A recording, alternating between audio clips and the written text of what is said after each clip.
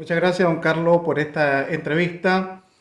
En primer lugar, quisiera que nos contara en pocas palabras cómo inicia esta carrera de ser compositor y cantautor de Nicaragua.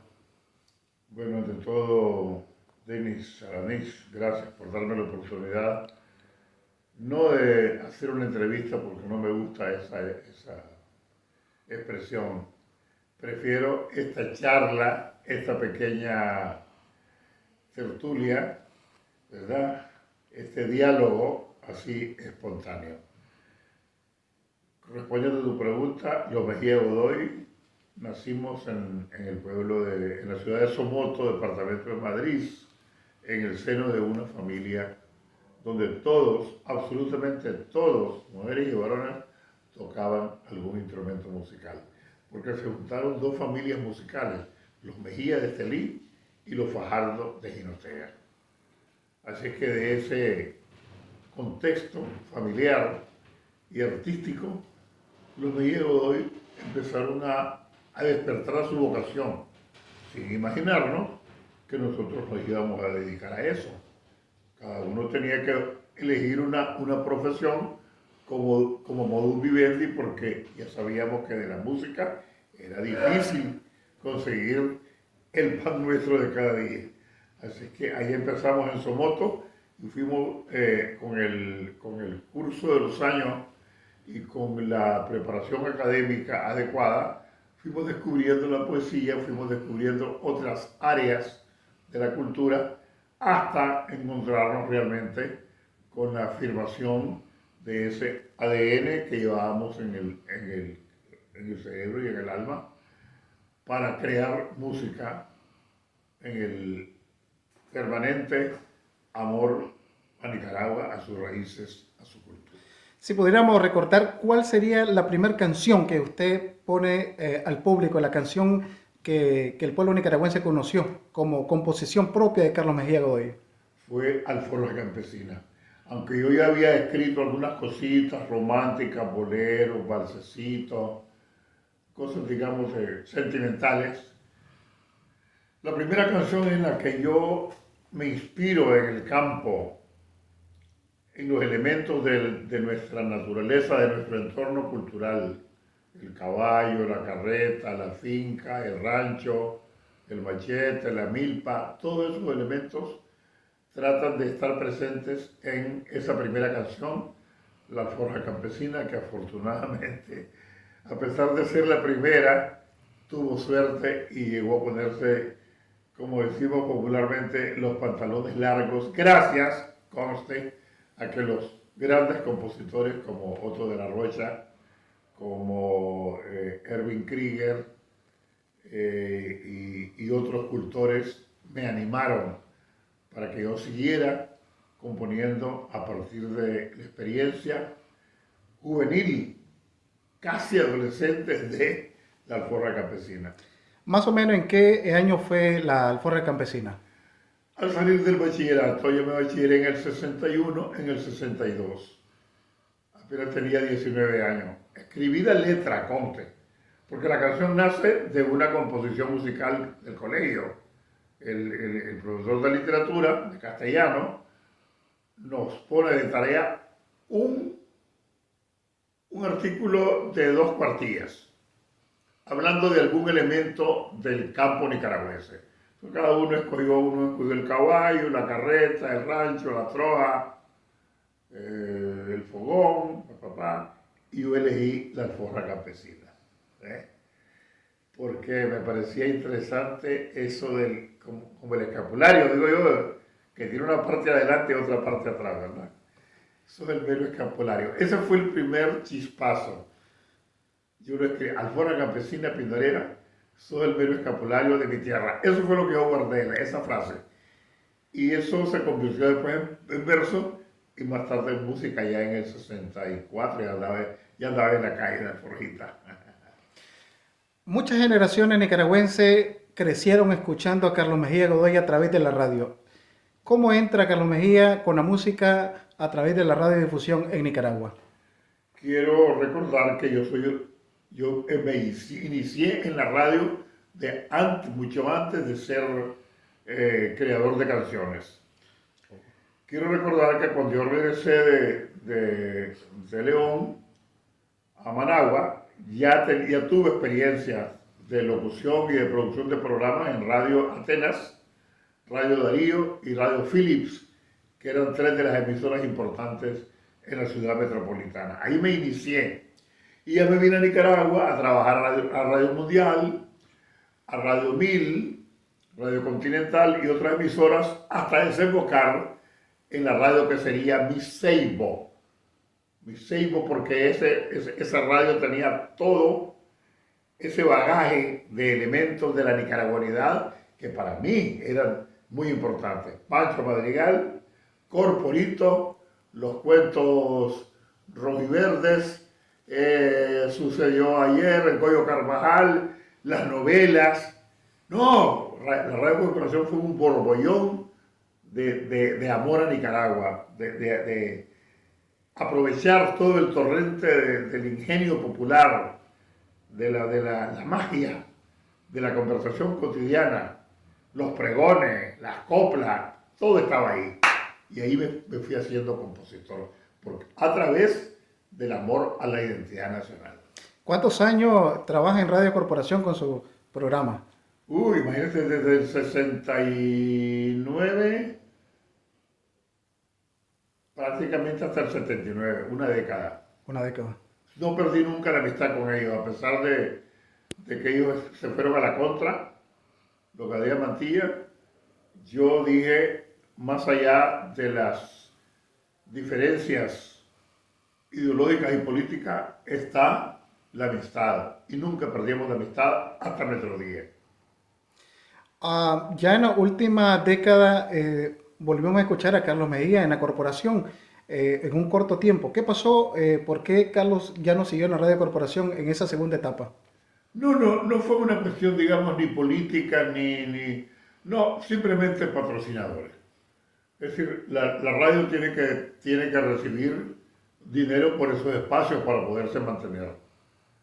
Entonces, nunca ha habido gran apoyo a la cultura popular nicaragüense.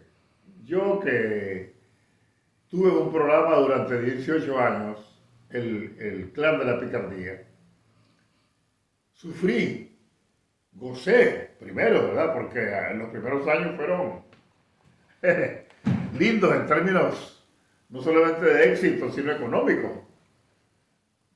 No ganábamos mucho, pero ganábamos, logramos terminar completito, pero después empezamos a contraer deudas.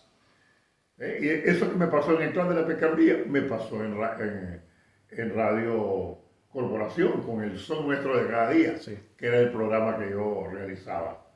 Pero siempre estoy llegando, siempre estoy intentando regresar a la corporación, porque fue mi hogar, como digo, mi seibo, donde yo crecí. Hablemos de la década de los 80. ¿Cómo se desarrolla la obra de Carlos Mejía durante los 80? Hay que tomar en cuenta que yo era simpatizante de esa revolución que años después vino, desde los años 60. Siendo yo un adolescente, yo empecé a percibir, por el mismo hecho de haber nacido en Somoto y de haberme criado en esa ciudad, porque Somoto, la Segovia, fueron parte del escenario de la gesta del general Sandino. Entonces, desde antes que el Frente Sandinista naciera y del que tuviéramos noticia, yo ya tenía una posición contra la tiranía, contra el somocismo. Y eso fue dando forma, porque la formación ética y política también es un tanto como la arcilla en manos del artesano. Porque yo siempre digo eso, el pueblo es el que te va dando forma a tu posición, a tus principios, a tus valores, más allá, digamos, de las teorías escritas, científicas, antropológicas, sociológicas, más allá de toda esa menjurria, lo más importante es la conexión integral del artista con su pueblo. Eso es lo más importante. Mientras vos estés con la conciencia tranquila y con la certeza de que estás haciendo lo mejor para tu pueblo, lo demás, como dice el Evangelio, por añadidura.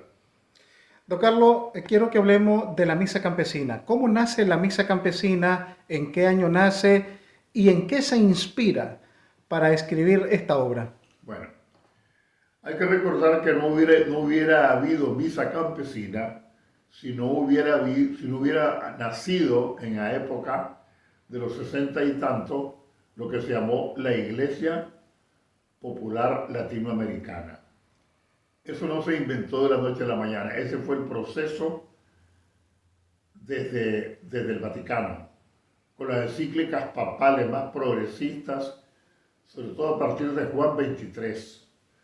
Pablo VI, después vino el siguiente, Juan Pablo II, y posteriormente Francisco, porque hubo un papa ahí que murió a los pocos meses. En todo ese proceso, hasta llegar a Juan XXIII y después Pablo VI, la iglesia tomó un giro diferente. Dejó de hacerlo en latín, se hizo en castellano. Era de espaldas al pueblo, se hizo frente al pueblo. El púlpito desde donde se hablaba y se pronunciaban los sermones desapareció.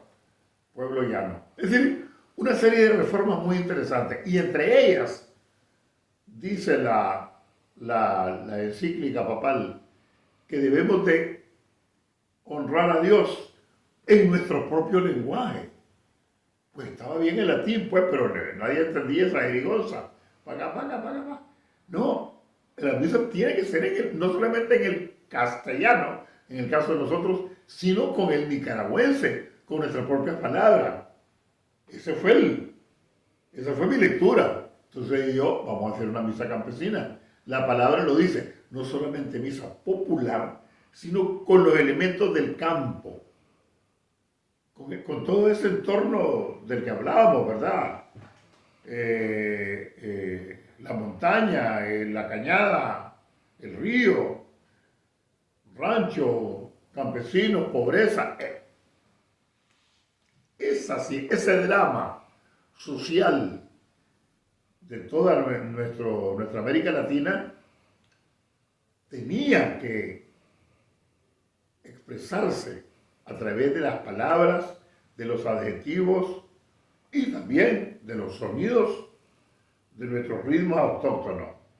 Por eso se llama misa campesina. Ahí está el son nica, el son de Pascua, el son de toros, ahí está la música chichera, ahí están los filarmónicos, ahí está la marimba, están todos los instrumentos y todos los ritmos del norte, mazurca, vals, polka, y hasta la costa atlántica está representada con el misquito, la guana. Quiere decir que, siendo Nicaragua tan diversa y tan exuberante en todas sus manifestaciones humanas, sociales y culturales, intenté yo meter ahí flores, frutas, aves, el hombre, con toda su fuerza, su energía y su esperanza por un mundo mejor. Me comentaba que tuvo la oportunidad de cantar la misa campesina delante del Santo Padre. Sí, quiero decir, porque yo debo de ser honrado por la verdad histórica, que eso no se organizó. Eso fue espontáneo. Nosotros acabábamos de estrenar la misa campesina en el lenguaje quechua, que se habla en algunos países andinos, especialmente en Perú. Y era una experiencia para mí maravillosa. Te imaginas cantar en uno de los idiomas precolombinos vivos, porque se sigue hablando en quechua. No es como el náhuatl nuestro que prácticamente desapareció en Mesoamérica. Entonces, para mí fue una emoción inmensa. Hasta ahí, la celebración de la misa y la presentación de la misa como espectáculo bilingüe, nicaragüense, habla nicaragüense y quechua. Coincidentemente, el Papa Francisco está en Trujillo, que es una ciudad cercana a Lima. Y en ese viaje de Lima, antes de irse para Trujillo, él va a hacer una aparición pública en un lugar. Se nos ocurrió a nosotros autoinvitarnos. Pues, por supuesto, aprovechando la amistad de la organizadora de la misa con la iglesia de católica. Entonces, fue así. ¿Quieren cantar? No, vengan, no hay problema. Y estábamos como tantos grupos ahí cantando. Pero por chiripa, en el momento que estamos cantando, vos sos el Dios de los pobres, se aparece el Papa en el balcón. Y nosotros vamos bajando el volumen, vamos bajando el volumen. Y viene él y empieza a decir, gracias, gracias a los que están cantando. Qué linda esa música. Ustedes honran a Dios con esa música y por eso les quiere dar la bendición para que sigan en esa lucha con el canto en los labios y en el corazón. En el nombre, ¿te das cuenta? Un verdadero milagro, pues eso. ¿En qué año sucede este milagro? Ahorita, en el año 2017, un poquito antes de los sucesos de abril. La obra de la misa campesina junto a la misa salvadoreña ha sido sujeto de estudio dentro de la iglesia. ¿Qué piensa usted de eso? Fue muy sorprendente para mí, la verdad, hermano, porque te digo de corazón, la misa campesina nicaragüense para mí no tenía futuro fuera de Nicaragua. ¿Por qué? Porque es una misa que habla con nuestra propia esencia, ¿verdad? Con nuestras propias palabras. Entonces, ¿quién le puede interesar una canción que diga, porque Jesús es el Tayacán de mi pueblo? No, eso no lo van a entender. Pero bueno, el fenómeno se repitió también con las canciones nuestras que triunfaron en España y en otros países, como Sí. Son tus perfumes mujer, Claudio Mirellán, Quicho Barrilete. Bueno, uno como autor nunca sabe qué va a pasar. Y sinceramente a uno no le interesa. Lo que a mí me interesaba era que la misa campesina fuese una misa que se hiciera, que se multiplicara pues en las comunidades religiosas, en las comunidades de base. Y así fue. La misa campesina empezó a caminar y a caminar y a caminar, y de repente que nos dimos cuenta ya la conocían en Honduras, y ya la conocían en Costa Rica, en Panamá, y la misa fue, como decimos en Nicaragua, somos pateperro. Entonces, la misa campesina, pateperro, se fue por todos lados, después cruzó el mar, fue a España, después Inglaterra, Francia. Tengo 8 traducciones de la misa campesina, y la más linda, la del quechua en Perú. Excelente, muchas gracias que nos hable de ese tema que nos interesaba tanto. Quiero tocar un tema, el exilio. Carlos Mejía Godoy se tuvo que exiliar durante la dictadura somocista y actualmente está exiliado. Si nos habla un poco de estos dos exilios. Sí, en el exilio de Somoza fue un exilio corto, del 77 al 79, ¿verdad? Pero curiosamente, durante el exilio, en la época de Somoza públicamente declaró que ellos no tenían nada contra mí. Yo pude haber regresado, no sé, si me hubiera pasado algo. Yo no fui, a pesar de que esa declaración que hizo Somoza. Bueno. Posteriormente, bueno, yo viví intensamente la revolución, viví la derrota del Frente Sandinista, probé mi vida política con el MRS, y después de que fui candidato a vicepresidente y que no obtuvimos la victoria, yo decidí retirarme de la música y volver a lo mío, que es la promoción y el fomento de nuestra cultura popular. Ahí está Carluchín. Eso es el Carluchín de siempre. Independientemente de los avatares políticos tales y tales y cuales, eso nunca lo he perdido. Y eso no solamente lo conservo, sino que lo sigo experimentando. Yo sigo esta canción que acabo de componer para Shainis Palacios, por ejemplo, es el reflejo de una vocación musical que no se agota mientras yo tenga un poquito de entendimiento, de lucidez mental y por supuesto de lucidez de corazón, voy a seguir componiendo canciones, ¿verdad? Porque ese es mi oficio, ¿verdad? De tal manera que este segundo exilio ha sido muy duro para mí, ya voy a cumplir 6 años en junio, pero ha sido también una experiencia maravillosa, porque Dios me ha dado la oportunidad para reencontrarme, no solamente como artífice, como artesano de canciones, sino también como escritor. Estoy escribiendo mi primera novela, ya publiqué el primer libro y El Verbo se hizo canto. Estoy haciendo una recopilación de palabras y expresiones, locuciones nicaragüenses, se llama El Nicañol, y estoy empeñado en hacer mi primera exposición de pintura, dibujos, acuarelas, acrílicos, óleos, etc. en San Francisco. Quizás para las fiestas patrias podré presentar 40 cuadros de mi cosecha como pintor. Así es que Dios me ha premiado. Muy doloroso el exilio, repito, lacerante. Amo Nicaragua, me hace falta mañana, tarde y noche. No puedo pasar un solo instante. Y como digo en la canción, yo te amo Nicaragua.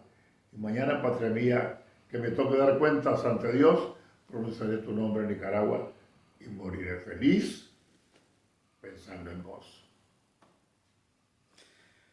¿Ha podido Carlos Mejía encontrarse con muchos nicaragüenses ahora que hace una gira por las diferentes ciudades de Estados Unidos y de otros países?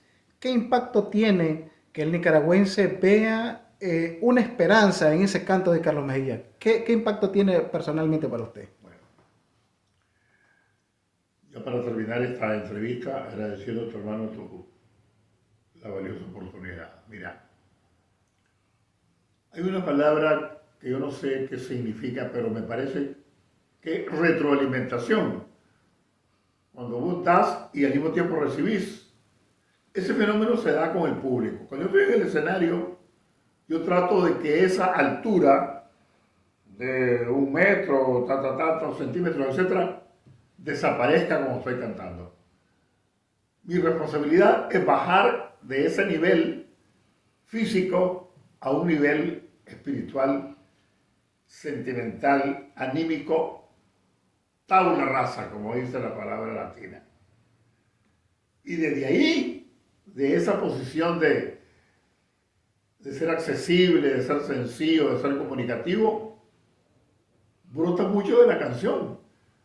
Vos puedes tener una buena voz, vos puedes tener unos instrumentos musicales muy bien afinados, puedes presentar un espectáculo nítido, pero si no tiene corazón, eso es como que estés oyendo un disco o viendo la televisión. Un acto mecánico. Entonces yo todos los días, siempre que me subo a un escenario, esa es mi actitud. Igual que el primer día, tengo la responsabilidad de comunicar a través de la música. Es una responsabilidad enorme. Dios me dio, Dios y el pueblo nicaragüense me dieron esta pequeña misión. Tengo que cumplirla. Pero no solamente cumplirla, cumplirla de la mejor manera. Cumplirla, como se dice popularmente, echando los restos con todos los fierros, dice la gente. Así es. Y yo le digo a la gente cuando voy a cantar, miren que yo soy fachento, les voy a decir. Cuando ustedes regresen a sus casas después del concierto, yo estoy seguro que van a llegar más nicaragüenses que como entraron. Imagínate qué fachetada. Pero entonces eso yo no lo digo, lo expreso. Porque yo digo que el canto es como el pan. O como el gallo pinto, que no solamente tenés que compartirlo, sino repartirlo, como se reparten los gofios y las golosinas en nuestra gritería, ¿verdad? Con ese alborozo y con esa ansiedad, en ese caso de probar los dulces de nuestra tierra. Pues las canciones son dulces, las canciones son como golosinas, porque están llenas de toda la belleza cultural infinita de nuestro pueblo, ¿verdad? Bueno, así te respondo y solamente me resta a través de este medio enviar un abrazo a los miles y miles de nicaragüenses, no solamente de aquí en Chicago, ¿verdad? De las ciudades cercanas, sino ahí donde haya, como se dice, una voz receptiva, un oído receptivo, hasta allí que llegue mi abrazo lleno de energía positiva, lleno de esperanza, de optimismo y de fe de que pronto vamos a alcanzar el amanecer de nuestra Nicaragua.